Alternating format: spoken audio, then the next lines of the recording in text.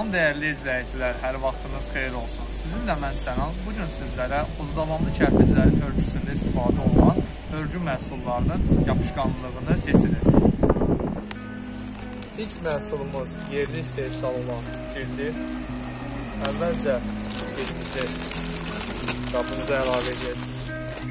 Daha sonra şamot paraşokdur.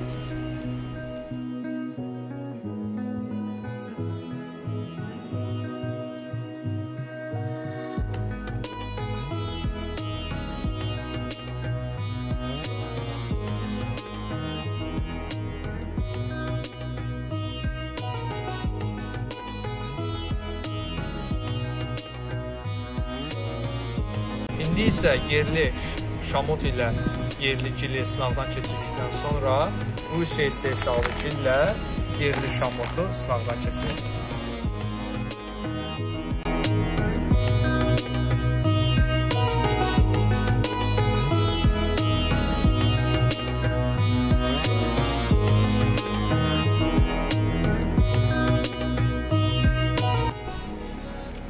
Son məhsulumuz Ukrayna istehsalı 1750 dərəcə istiyə davamlı. Tərkibində şamot, cild və jidkis steklo maye şüşə quru formada olan mertel.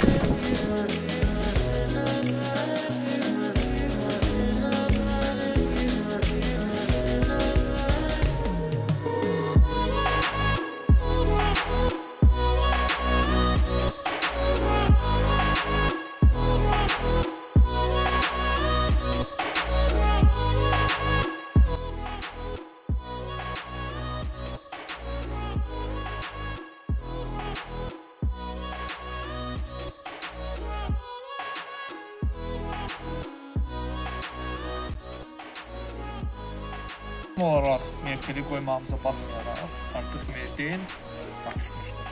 Hər iki kərpici bir-birinə 5 dəqiqə müddətində yapışdırmışdır. Gördüyünüz formada kərpic-kərpicdən aralanmış. Ən birinci şamot cil, şamot Rusiya cilini istifadə elədik. Son olaraq da mertel. Mertel bir-birini bu formada saxlayır. Ən güclü yapışdırıcı olaraq məhsulumuzdur. Bu şəkildə. İndi isə şamot və Rusiya istehsalı cilin qarışığı ilə hazırlanmış örgü məhsulumuzu yoxlayacaq. Kərpicini əksət edib, gördüyünüz kimi o da yapışmışdır. Bu şəkildə yapışmışdır. Ən birinci məhsulumuz şamot və yerli cillə olan qarışıqla istifadə edədiyimiz kərpiclərin yapışdırılması bu şəkildədir. Nəzərə alsaq ki, ən birinci şamot cili istifadə etmişdik və ən sonuncu isə mertel istifadə etmişdik. Mertelin qısa bir müddətli yapışmasına hər biriniz şahid oldunuz. Bu məhsullarının hər birini öz istifadə sahələri vardır. Mertel və Rusiya istehsalı cildlə hazırlanmış, şamot qarışıqla hazırlanmış məhsulumuzu əsasən manqal, kamp, təndir və külələri tikintisi zamanı istifadə olunur. Saxsı təndirlərlə tikilən təndirlərdə isə çox zaman müştərilərimizə şamot və yerli cili tövsiyə edilir.